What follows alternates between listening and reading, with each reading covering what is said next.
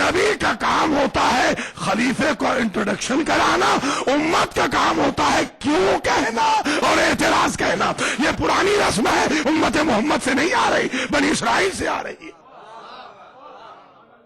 کچھ ملحظہ فرما رہے ہیں آپ حضرات؟ تو اب دیکھتے چلیں کس طریقے سے اللہ سبحانہ و تعالی نے کلیئر کٹ بتا دیا کہ ان اللہ قد بعث لکم طالوت ملکا قالوا انا یکون له الملک ولم یؤت سعة من المال قال ان اللہ اصطفاہ علیکم، توجہ فرمائیے گا، وزادہ بسطۃ فی العلم والجسم۔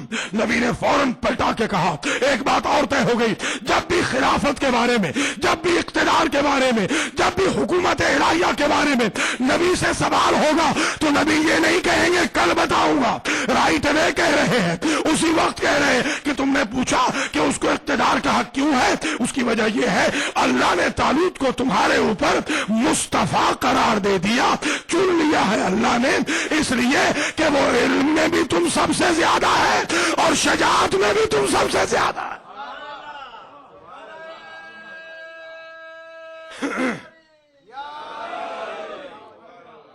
چلیے مسئلہ ہی حل ہو گیا۔ خلیفے کے لیے دو شرطیں اور آ گئیں، ایک ٹائٹل آ گیا، ایک تو آ گیا ٹائٹل، توجہ رہے، ٹائٹل یہ ہے خلیفہ کا کہ اسے مصطفیٰ ہونا چاہیے۔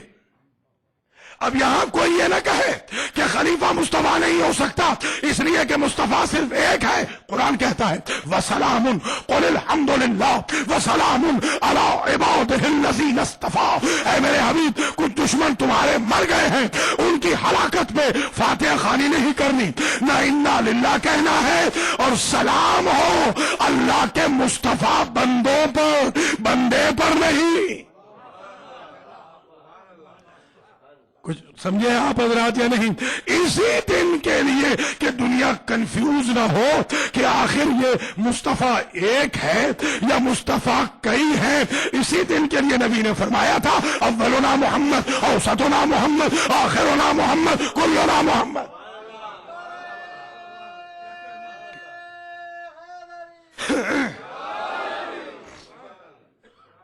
وَسَلَامٌ عَلَىٰ عِبَادِهِ الَّذِينَ اصْطَفَىٰ، سلام ہو ان بندوں پر کہ جو مصطفیٰ ہے۔ اجازت دیں یہاں پر ایک استدلال، ایک شرط خلافت کی میں اور بھی عرض کرتا ہوا چلوں قرآن مجید کی آیتوں سے۔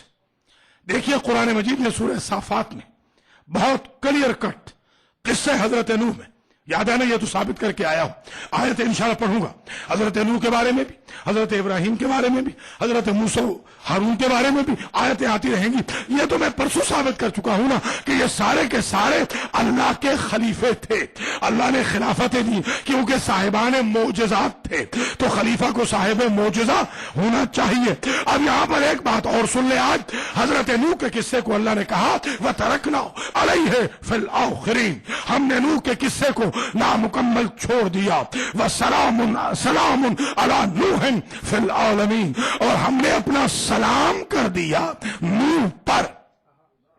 توجہ رکھیے گا، وَسَلَامٌ عَلَىٰ نُوحٍ فِي العالمین، کیوں سلام کیا؟ اِنَّا كَذَٰلِكَ نَجْزِي الْمُحْسِنِينَ إِنَّهُ مِنْ عِبَادِنَا الْمُؤْمِنِينَ، وہ ہمارے سلام کے قابل اس لیے قرار پائے کہ وہ مومن بندوں میں سے تھے اور وہ محسن بندوں میں سے تھے۔ پتہ چلا اللہ کے سلام کا قابل وہ ہوتا ہے جو مومنوں میں سے ہو اور جو محسنوں میں سے ہو۔ توجہ فرماتے جائیے گا، توجہ، ایک خاص منزل کی طرف آپ کو لے جانا چاہ رہا ہوں۔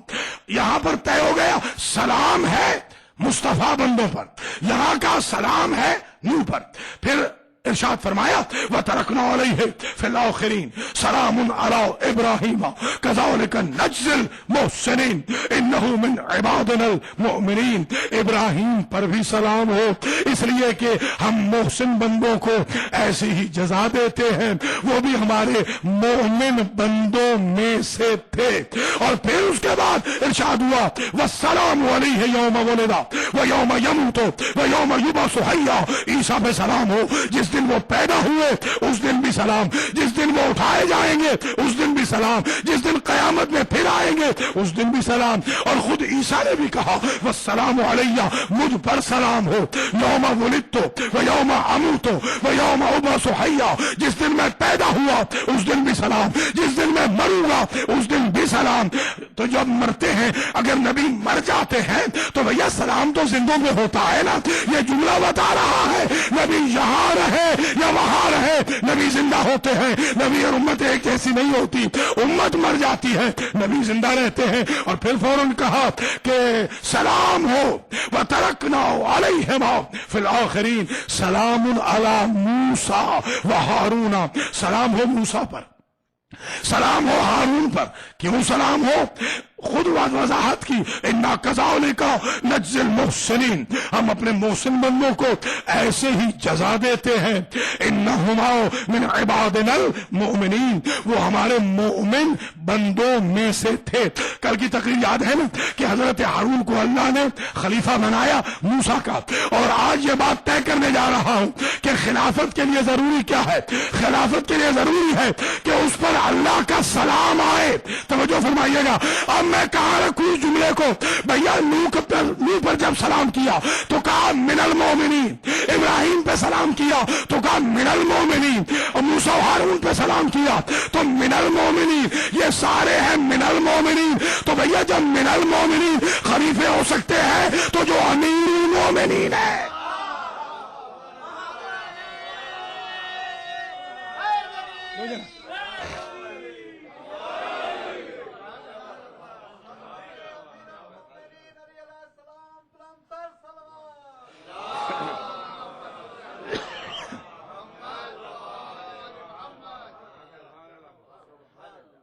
خلافت کی ایک شرط یہ آ گئی کہ اس پر اللہ کا سلام ہو، وہ اللہ کے سلام کے قابل ہو۔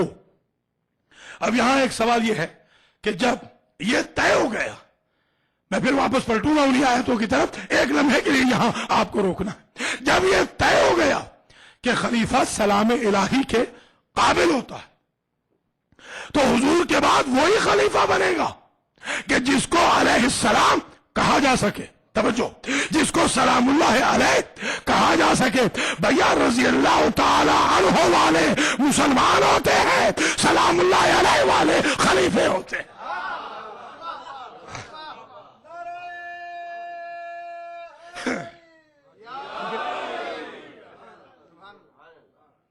تو یہ طے کرنا بہت ضروری ہے کہ حضرت اشمعیل علیہ السلام طالوت کی خلافت کا اعلان فرما رہے ہیں، اور اس میں دو شرطیں آ رہی ہیں اور دو صفتیں آ رہی ہیں خلافت کی، خلافت الہیہ کی۔ پہلی صفت یہ ہے، ٹائٹل کیا ہو گیا؟ مصطفیٰ، کہ ٹائٹل ہو اس کا مصطفیٰ۔ ان اللہ اصطفاہ علیکم، تم پر چن لیا ہے، مصطفیٰ قرار دیا ہے اللہ نے طالوت کو۔ اور وجہ کیا ہے چننے کی اور خلافت دینے کی، حکومت دینے کی؟ وزادہ بسطۃ فی العلم والجسم، وہ علم میں بھی تم سب سے زیادہ ہے اور جسم میں یعنی شجاعت میں۔ جسم سے مراد شجاعت ہے، علم سے مراد ہے روحانیت، جسم سے مراد ہے جسمانیت، شجاعت۔ وہ علم میں بھی تم سب سے زیادہ ہے اور شجاعت میں بھی تم سب سے زیادہ ہے۔ تو بات تو یہاں طے ہو گئی نا۔ دیکھیے حضرت آدم علیہ السلام کی شرطیں الگ، حضرت داؤد علیہ السلام کی شرطیں الگ، حضرت ہارون کی شرطیں الگ۔ ابھی میں واپس جاؤں گا اور آیتیں پڑھوں گا حضرت ہارون کی شرطوں کے بارے میں۔ یہاں حضرت طالوت کی خلافت کی جس کی پیشین گوئی حضرت اشمعیل نے کی ہے، اس میں بھی وہ واضح ہو گیا اور کلیئر کٹ ہو گیا۔ بھیا قرآن نے سورہ بقرہ کی 247ویں آیت میں یہ بھی طے کر دیا کہ کسی بھی خلافت الہیہ والے کی حکومت کا اعلان امتی تو کر ہی نہیں سکتا۔ تبھی تو اشمعیل نبی کہہ رہے ہیں کہ یہ تمہارے اوپر حکمران بھی ہے، خلیفہ بھی ہے، ملک بھی ہے، صاحب اقتدار بھی ہے۔ تو جہاں دیکھو امت امت اعلان کر رہی ہے، سمجھو یہ خلافت الہیہ نہیں، اعلان نبی کو کرنا چاہیے اگر الہی خلافت